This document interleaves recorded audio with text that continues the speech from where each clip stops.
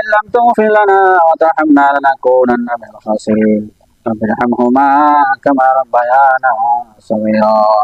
اللهم اغفر لحينا وميتنا وشاهدنا وغائبنا وصغيرنا وكبيرنا وذكرنا وانثانا اللهم من أحييته منا فأحيي على الإسلام ومن توفيته منا فتوفه على الإيمان اللهم تقبل صلاتنا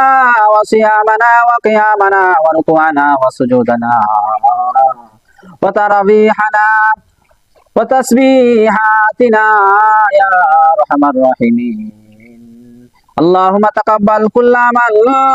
بقبول حسن اللهم تقبل كل عملنا بقبول حسن يا أرحم الراحمين يا أكرم الأكرمين يا الله أرحم الراحمين أكرم الأكرمين الله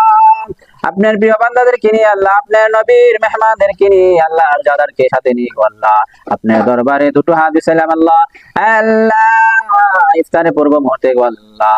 আল্লাহ আমাদের সকলের দোয়া মুনাজাতকে আল্লাহ আপনি কবুল করে নেন গো আল্লাহ আল্লাহ আমাদের সকল ইফতার তারাবি সাহরি রোজাকে কবুল করে নেন আল্লাহ আমাদের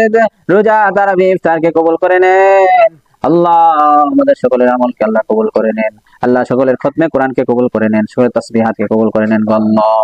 ইয়া আল্লাহ রহমান রহিমিন আল্লাহ আমার দুই ভাই আজকে আল্লাহ ইফতারের আয়োজন করেছে গো আল্লাহ আল্লাহ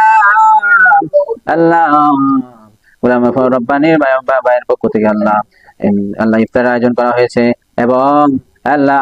আলী দাদির পক্ষ থেকে মুস্তাফা মিয়ার পক্ষ থেকে আল্লাহ ইফতারের আয়োজন করা হয়েছে গো আল্লাহ আল্লাহ আপনি তাদের ওই ইফতারকে আল্লাহ কবুল করে নেন গো আল্লাহ